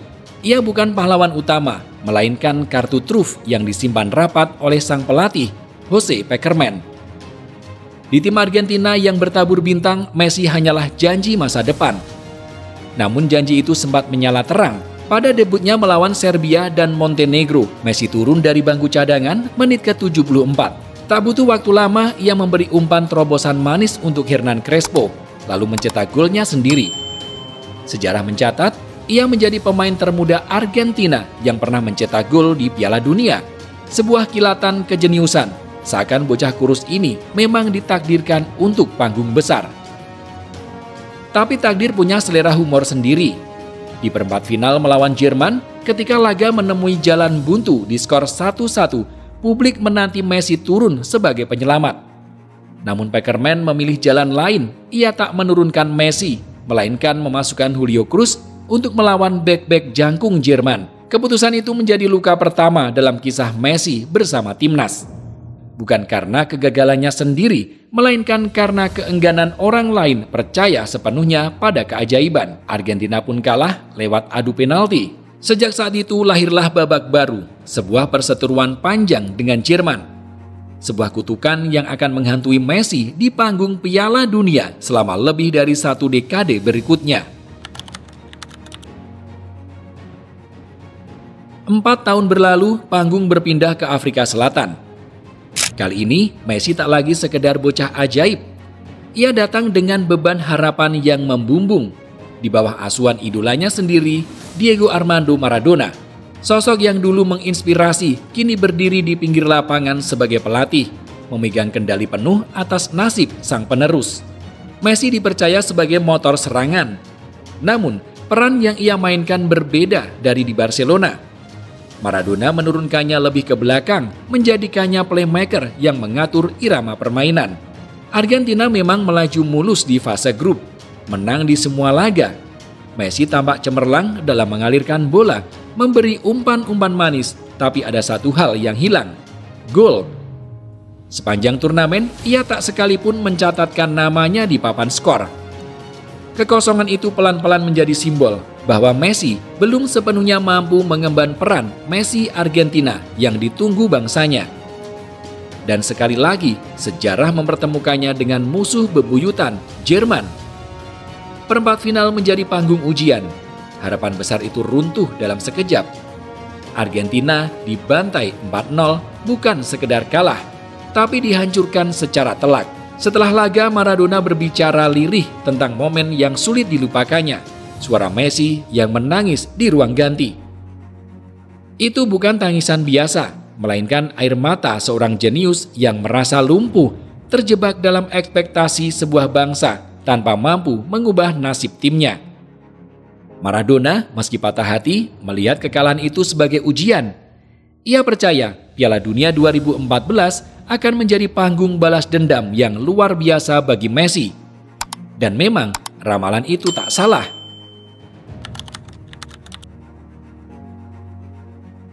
Ramalan Maradona akhirnya menemukan bentuknya di Brasil.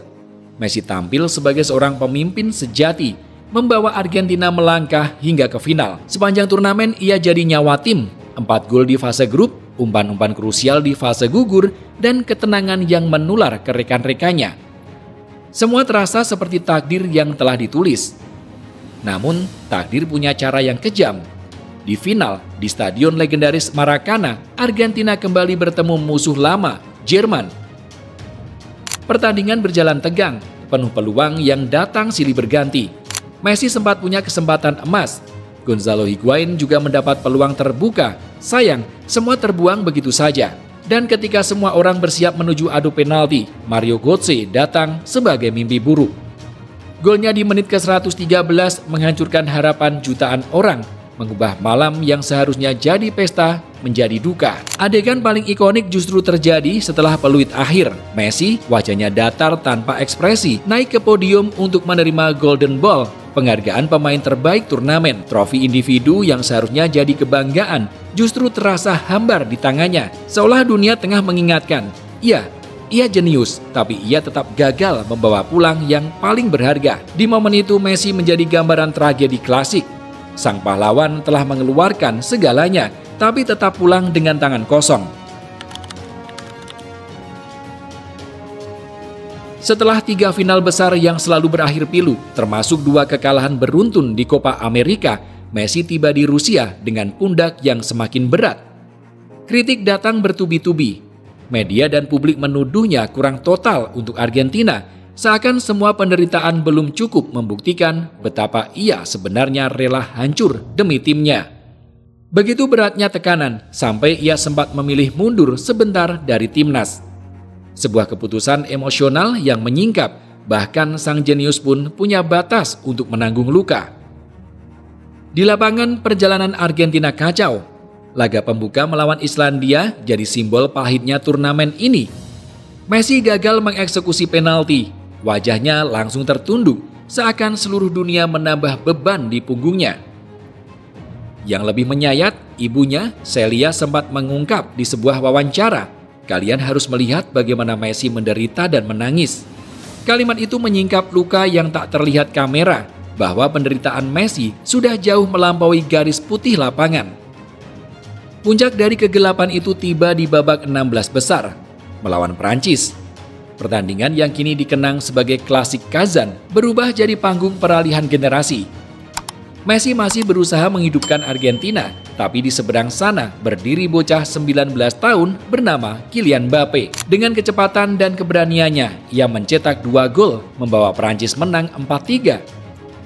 Dunia pun menyaksikan simbol pergantian tahta. Sang pangeran baru muncul, sementara sang raja lama tampak kehabisan tenaga. Bagi Messi, ini lebih dari sekedar kekalahan. Ini seperti dunia berbisik pelan, waktumu sudah habis. Luka itu kian dalam, menambah bab lain dalam kisah penderitaan yang seolah tak berkesudahan.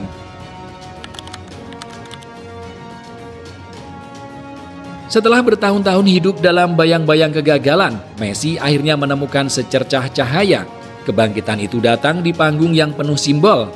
Maracana, stadion yang dulu menjadi tempat luka terdalamnya di 2014, kini berubah menjadi altar penebusan.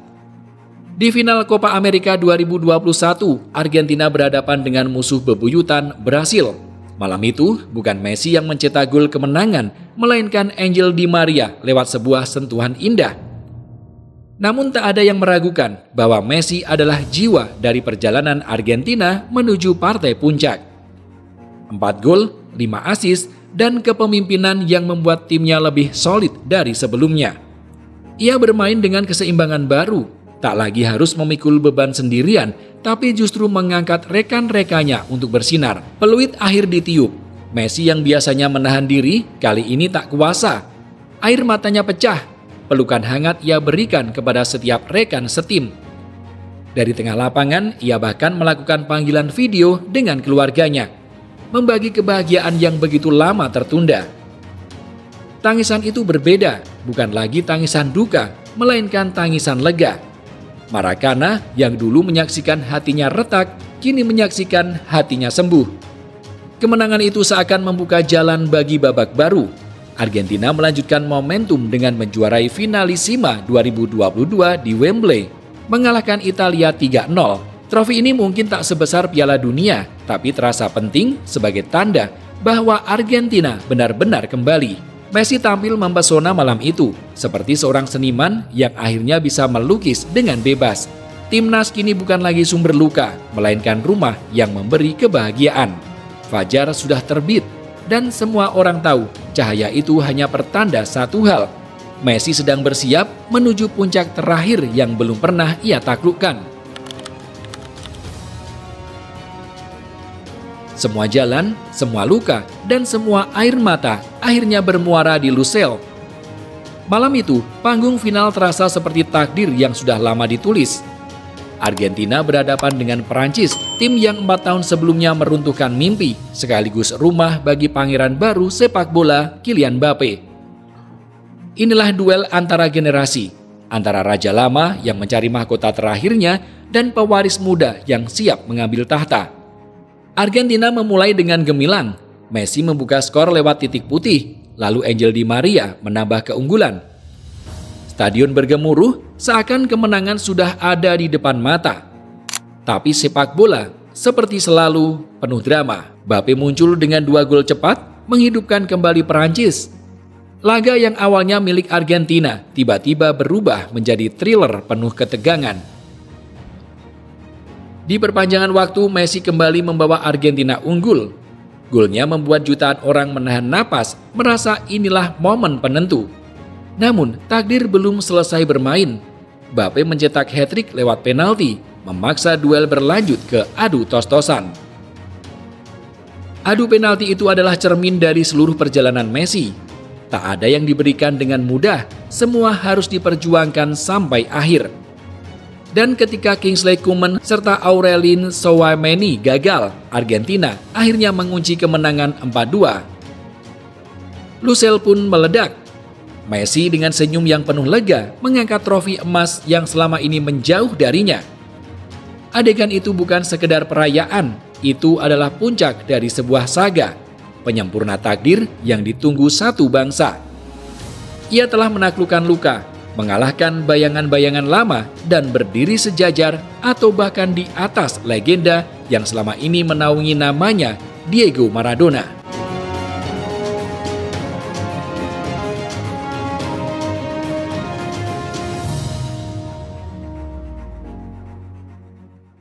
It's officially official. Signed today, Lionel Messi, Inter Miami. He's in Major League Soccer. The city is paralyzed. Everyone is talking about Messi. There's pink jerseys all around. It's the biggest athletic signing in any sport in U.S. history for me. This will forever change the sport of soccer in North America. I would like to introduce to you your number 10, Inter Miami number 10, America's number 10, the best number 10 in the world, Lionel Andres Messi. Messi again, Lionel Messi. Messi with the steal. Messi carried away. Lionel Messi is in. Oh. Messi, brilliant! My word, what a goal! It's just typical Lionel Messi. Even here, even now, he is beyond compare. Langkah kaki Lionel Messi selalu menghadirkan melodi di atas rumput hijau. Selama lebih dari 2 dekade, nada itu bergema di Camp Nou lalu berlanjut ke Paris, sebuah simfoni yang dikenal, dipuja, dan dikenang dunia. Namun, Ketika bisik-bisik soal babak akhir karirnya mulai terdengar, banyak yang membayangkan akhir yang sunyi, sebuah perpisahan anggun, mungkin kembali ke Barcelona, mungkin juga sekedar pengumuman pensiun. Tapi Messi memilih jalan lain. Alih-alih menutup tirai dengan tenang, ia justru melangkah ke panggung yang sama sekali baru. Di mata sebagian orang, pilihannya untuk bergabung dengan Inter Miami tampak seperti epilog sederhana. Nyatanya, keputusan itu justru menjadi raungan keras yang mengguncang landscape olahraga, bukan hanya di Amerika Utara, tapi di seluruh dunia. Kedatangan Messi bukanlah sekedar transfer pemain, ia adalah peristiwa budaya sekaligus ekonomi, transformasi instan yang bisa diukur dari detik pertama berita itu pecah. Dalam hitungan jam, pencarian Inter Miami di Google melonjak lebih dari 1.200%. Akun Instagram klub yang tadinya hanya punya sekitar 1 juta pengikut meledak hingga 17 juta. Bukti nyata bahwa magnet Messi melampaui batas penggemar sepak bola. Ia memikat khalayak luas lintas usia, lintas benua. Bagi Inter Miami dan Major League Soccer atau MLS, langkah ini jelas sebuah taruhan. Mereka menggelontorkan investasi besar, memberi Messi kelonggaran yang membuatnya menolak tawaran fantastis dari Arab Saudi. Sebuah resiko, iya, tapi juga resiko yang diperhitungkan. Dan hasilnya terbukti instan. MLS tak hanya membeli seorang pemain, mereka mengakuisisi sebuah tontonan global, mesin konten yang tak pernah berhenti, sekaligus ikon pemasaran digital.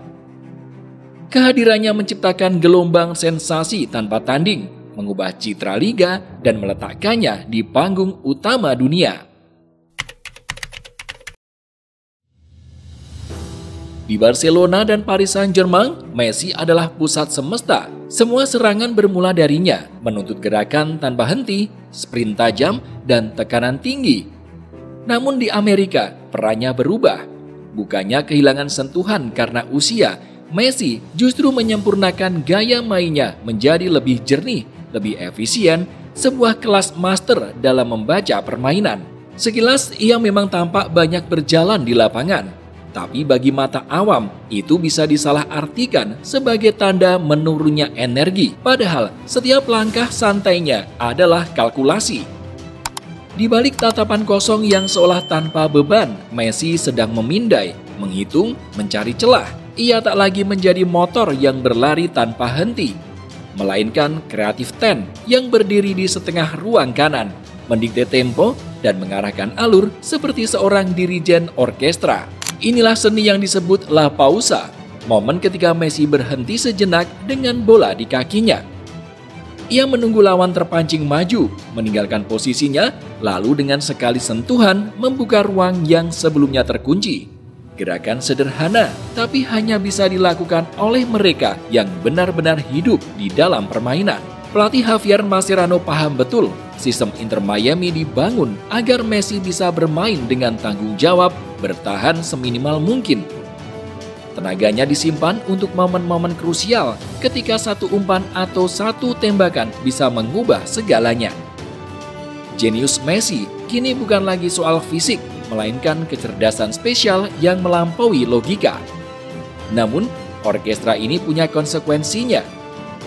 Beberapa pemain muda merasa kehilangan jam terbang, frustasi dengan peran yang berubah-ubah demi menyesuaikan harmoni Messi. Kehadiran seorang superstar memang selalu membawa harga. Tak hanya mengubah taktik di lapangan, tapi juga dinamika di ruang ganti. Ketika Messi tiba di Miami, ia tak datang sendirian. Ia membawa potongan sejarah, serpihan emas dari era Barcelona yang melegenda. Sergio Busquets, Jordi Alba, lalu Luis Suarez menyusul jejaknya. Tiba-tiba, Inter Miami bukan hanya sebuah klub baru, tapi juga ruang reuni bagi 4 sahabat lama yang pernah menaklukkan dunia. Di mata publik, kisah ini terasa seperti dongeng nostalgia. Namun di balik romantisme itu, tersimpan strategi yang brilian. Inter Miami tidak sekedar mengoleksi pemain veteran, mereka mendapatkan sebuah unit siap pakai dengan chemistry yang sudah terbangun bertahun-tahun. Tak perlu adaptasi panjang karena naluri mereka sudah saling terikat. Saat Messi dan Alba kembali bekerja sama di sayap kiri, seolah waktu tak pernah berjalan, seperti dua sahabat yang sudah berlatih setiap hari selama 15 tahun terakhir. Alba sendiri mengaku kesempatan kembali bermain bersama Messi dan Busquets adalah insentif terbesar yang membuatnya pindah ke Florida. Daya tarik itu bahkan melebar keluar lingkaran lama mereka. Inter Miami disebut-sebut juga mengincar mantan rekan Barcelona lainnya seperti Marc Bartra. Strategi ini menciptakan preseden baru di MLS. Klub tak lagi hanya menawarkan kontrak atau gaji, tapi juga lingkungan yang akrab. Tempat bagi para bintang veteran menutup karir mereka dengan keluarga sepak bola lama. Hasilnya, MLS semakin terlihat bukan sekedar liga pensiun, melainkan rumah yang nyaman sekaligus kompetitif bagi nama-nama besar dunia.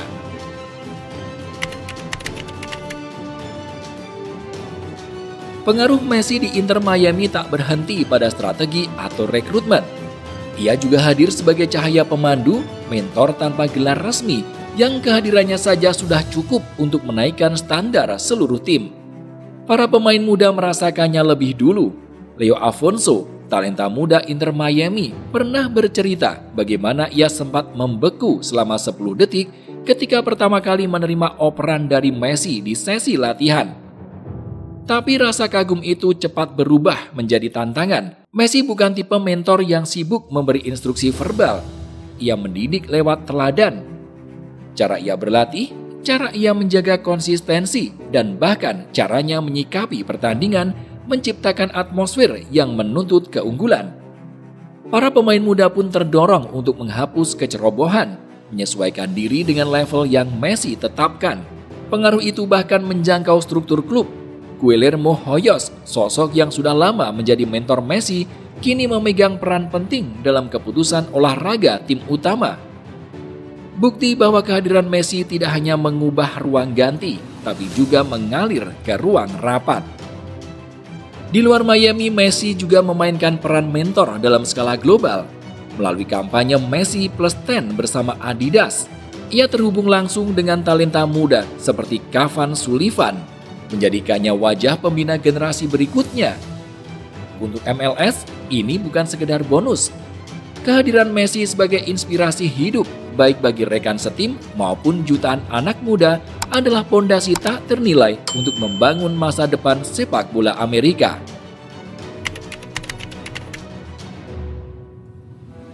Kedatangan Messi ke MLS bukan cuma soal sepak bola. Ia memicu gelombang ekonomi raksasa, sebuah tsunami yang mengubah wajah bisnis Inter Miami dan liga secara keseluruhan. Pasar yang sebelumnya sensitif terhadap harga, kini bergerak oleh satu hal, permintaan masif untuk melihat sang legenda. Angka-angka berbicara lantang, valuasi Inter Miami melonjak 72% hanya dalam setahun, menembus 1,03 miliar US dollar pada 2023 dan terus naik ke 1,2 miliar US dollar di 2025. Klub yang dulunya dianggap pendatang baru kini berdiri sejajar dengan raksasa MLS lain. Pendapatan mereka pun berlipat ganda, mencapai 118 juta US dollar, ditopang sponsor global yang dulu sulit dijangkau. Efek Messi menjalar ke seluruh liga. Total penonton MLS pada 2024 tembus rekor 11,45 juta dengan rata-rata 23.234 per pertandingan, tertinggi sepanjang sejarah liga. Bahkan tanpa laga tandang Messi, angka itu tetap rekor. Ketika ia bermain, stadion berubah jadi lautan manusia. 72.610 penonton memadati Arrowhead Stadium melawan Sporting Kansas City. Sementara final Leagues Cup di Lambeau Field disaksikan lebih dari 60.000 orang. Namun, dampaknya bukan hanya soal jumlah kepala di tribun. Ada pergeseran perilaku, tapi elastisitasnya turun. Orang rela membayar mahal karena mereka tidak lagi sekedar membeli tiket pertandingan. Mereka membeli pengalaman sekali seumur hidup menonton Messi bermain di depan mata. Gelombang itu juga terlihat di toko merchandise. Jersey Messi jadi yang terlaris di dunia untuk Adidas, mengalahkan penjualan bintang-bintang Real Madrid maupun Manchester United.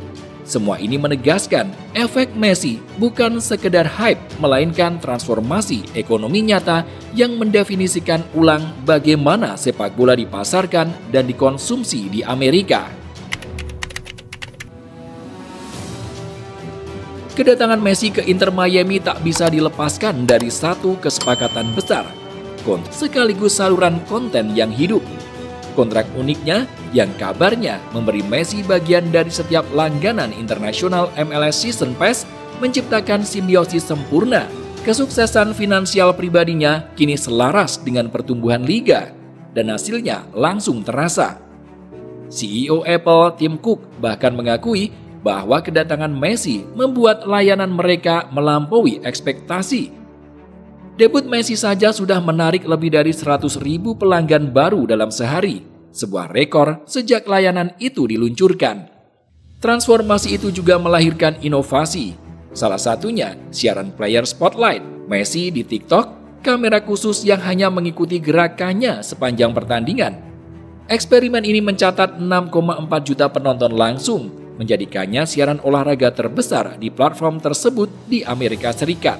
MLS dan Apple seakan berkata lantang, sepak bola bukan hanya soal 90 menit, tapi tentang cara baru menikmati idola. Namun, pekerjaan rumah masih menanti.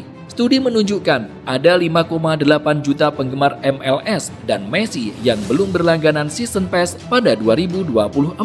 Inilah kelompok peluang emas yang harus terus dikejar. Fondasinya sudah diletakkan.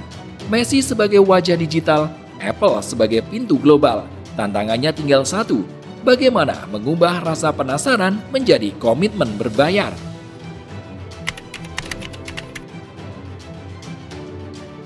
Usia boleh bertambah, tapi statistik Messi tetap bicara lantang. Di MLS, ia bukan sekedar hadir, ia mendominasi, mencetak sejarah baru yang akan sulit ditandingi. Di bawah kepemimpinannya, Inter Miami meraih 2 gelar penting, Leagues Cup 2023, trofi pertama dalam sejarah klub, dan Supporters Shield 2024. Messi menjadi katalis di balik semua pencapaian itu, penggerak utama yang mengubah ambisi menjadi kenyataan. Di level individu, ia terus menulis rekor demi rekor. Pemain pertama dalam sejarah MLS yang mencetak lebih dari 1 gol di 4 laga liga berturut-turut. Pemegang rekor assist terbanyak dalam satu pertandingan, yakni 5, sekaligus kontribusi gol terbanyak, yakni 6. Top kontribusi gol sepanjang masa Inter Miami dengan 58 keterlibatan dan angka itu terus bertambah. Kandidat kuat untuk Landon Donovan MLS MVP Award 2 musim beruntun. Prestasi yang belum pernah dicapai siapapun di liga. Dengan 25 gol dan 11 assist dalam 32 laga musim 2025, Messi membuktikan dirinya lebih dari sekedar ikon. Ia masih mesin produktif, fondasi yang menopang seluruh sensasi di luar lapangan. Karena tanpa keajaiban di lapangan, efek Messi bisa cepat redup. Statistiknya adalah bukti bahwa pesona ini bukan sekedar tontonan, melainkan substansi yang nyata.